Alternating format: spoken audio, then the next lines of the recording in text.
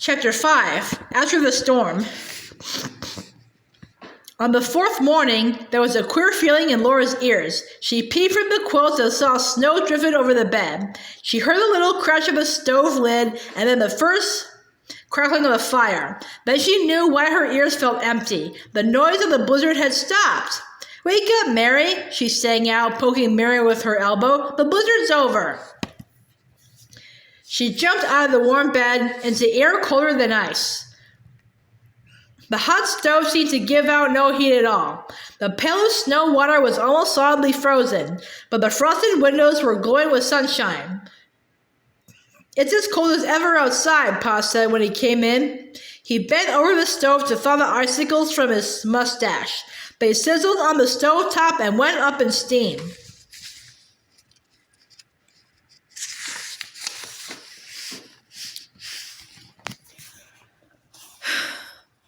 Pa wiped his mustache and went on. "The winds tore a big piece of tar paper off the roof, tight as it was nailed on. No wonder the roof leaked rain and snow."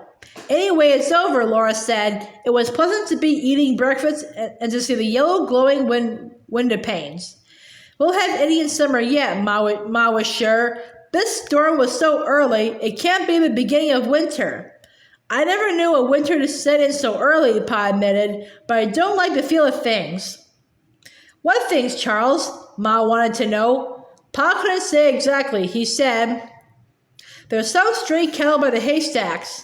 "Are they tearing down the hay?" Ma asked quietly. "No," said Pa. "Then what of it if they aren't doing any harm?" Ma said. "I guess they're tired out by the storm," said Pa. "They took shelter there by the haystacks.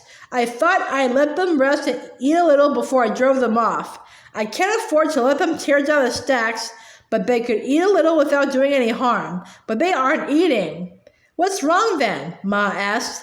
"Nothing," Pa said. "They're just standing there." That's nothing to upset a body," said Ma. "No," Pa said. He drank his tea. "Well, I might as well go dry them off." He put on his coat and cap and mittens again and went out. After a moment, Ma said, "You might as well go with him, Laura. He may need some help to drive them away from the hay." Quickly, Laura put Ma's big shawl over her head and pinned it snugly under her chin with a shawl pin. The woolen folds covered her head from head to foot. Even her hands were under the shawl. Only her face was out. Outdoors, the sun glitter hurt her eyes. She breathed a deep breath of the tingling cold and squinted her eyes to look around her. The sky was hugely blue and all the land was blowing white. The straight, strong wind did not lift the snow, but drove it scuttling across the prairie. The cold stung Laura's cheeks. It burned in her nose and tingled in her chest and came out in steam on the air. She held the fold of the shawl across her mouth and her breath made frost on it. When she passed the corner of the stable, she saw Pa going ahead of her and she saw the cattle. She stood and stared. The cattle were standing in sunshine and shadow by the haystacks, red and brown and spotted cattle and one thin black one. They stood perfectly still.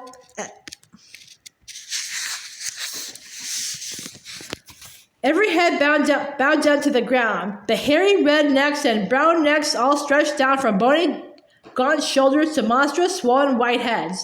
"Pa!" Laura screamed. Pa motioned to her to stay where she was. He went on trudging through the low-flying snow toward those creatures. They did not seem like real cattle. They stood so terribly still. In the whole herd, there was not the least movement. Only their breathing stuck their hairy sides in between the rib bones and pushed them out again. Their hip bones and their shoulder bones stood up sharply. Their legs were braced out, stiff and still, and where their heads should be, swollen white lumps seemed fast to the ground under the blowing snow. On Laura's head, the hair prickled up and a horror went down her backbone. Tears from the sun and the wind swelled out her staring eyes and ran cold on her cheeks. Pa went on slower against the wind. He walked up to the herd. Not one of the cattle moved. For a moment, Pa stood looking. Then he stooped and quickly did something. Laura heard a bellow, and a red steer's back humped and jumped. The red steer ran staggering and bawling. It had an ordinary head with eyes and nose and open mouth, bawling out steam on the wind. Another one bellowed and ran a short, staggering run. Then another. Pa was doing the same thing to them all, one by one. Their bawling rose up to the cold sky. At last, they all drifted away together. They went silently now in the knee-deep spray of blowing snow. Pa waved to Laura to go back to the shanty while he inspected the haystacks. "Whatever kept you so long, Laura?" Ma asked. "Did the kettle get into the haystacks?"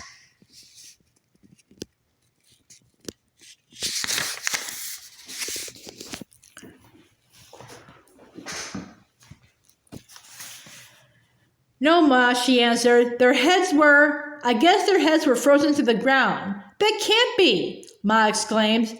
"It must be one of Laura's queer notions," Mary said, busily knitting in her chair by the stove. "How could kettles' heads freeze to the ground, Laura? It's really worrying, the way you talk sometimes." "Well, ask Pa then," Laura said shortly. She was not able to tell Ma and Mary what she felt. She felt that somehow, in the wild night and storm, the stillness that was underneath all sounds of the prairie had seized the cattle. When Pa came in, Ma asked him, "What was wrong with the cattle, Charles?" "Their heads were frozen over with ice and snow," Pa said. "Their breath froze over their eyes and their noses till they couldn't see nor breathe." Laura stopped sweeping. "Pa, their own breath, smothering them," she said in horror. Pa understood how she felt. He said, "They're all right now, Laura. I broke the ice off their heads. They're breathing now, and I guess they'll make it to shelter somewhere." Carrie and Mary were wide-eyed, and even Ma looked horrified. She said briskly, "Get your sweeping done, Laura. And Charles, for pity's sake, why don't you take off your wraps and warm yourself?" "I got something to show you," Pa said. He took his hand carefully out of his pocket. "Look here, girls. Look at what I found hidden in a haystack." Slowly, he opened his hand. In the hollow of his mitten sat a little bird. He put it gently in Mary's hands. "Why, it's standing straight up," Mary exclaimed, touching it lightly with her fingertips. They had never seen a bird like it. It was small, but it looked exactly like the picture of the great oak in Pa's big green book, The Wonders of the Animal World. It had the same white breast and black back and wings, the same short legs placed far back, and the same large webbed feet. It stood straight up on its short legs like a tiny man with black coat and trousers and white shirt front, and its little black wings were like arms. "What is it, Pa? Oh, what is it?" Carrie cried in delight as she held Grace's eager hands. "Mustn't touch, Grace." "I never saw anything like it," said Pa. "It must have tied out in the storm winds and dropped down and struck against the haystack. It had crawled into the hay for shelter." "It's a great auk," Laura declared. Only it's a little one. It's full grown. It isn't a nestling," said Ma. "Look at its feathers." "Yes, it's full grown, whatever it is," Pa agreed. The little bird stood up straight on Mary's soft palm and looked at them all with its bright black eyes. "It's never seen humans before," said Pa. "How do you know, Pa?" Mary asked. "Because it isn't afraid of us," Pa said. "Oh, can we keep it, Pa? Can we, Ma?" Carrie begged. "Well, that depends," Pa said. Mary's fingertips touched the little bird all over, while Laura told her how white its smooth breast was and how very black its back and tail and little wings. Then they let Grace carefully touch it. The little ox sat still and looked at them. They set it on the floor, and it walked a little way. Then it pushed its webbed feet tiptoe against the boards and flapped its little wings. "It can't get going," said Pa. "It's a water bird. It must start from the water where it can use those webbed feet to get up speed." Finally, they put it in a box in the corner. It stood there looking up at them with its round, bright black eyes, and they wondered what it ate. "That was a queer storm all around," said Pa. "I don't like it." "Why, Charles, it was only a blizzard," Ma said. We'll likely have nice warm weather now. It's beginning to warm up a little already. Mary took up her knitting again and Laura went on sweeping. Pa stood by the window and after a while, Carrie led Grace away from the little lock and they looked out too. Oh look, jackrabbits! Carrie exclaimed. All around the stable, dozens of jackrabbits were hopping. The rascals had been living on our hay off of the storm, Pa said. I ought to take my gun and get us a rabbit stew. But he had been standing at the window looking at them without making a move toward his gun.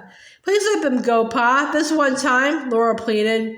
When they came because they had to, they had to find shelter. Pa looked at Ma, and Ma smiled. We aren't hungry, Charles, and I'm thankful we all got through that storm. Well, I guess I can spare the jackrabbits a little hay, said Pa. He took the water pail and went to the well. The air that came in when he opened the door was very cold, but the sun was already beginning to melt the snow on the south side of the shanty.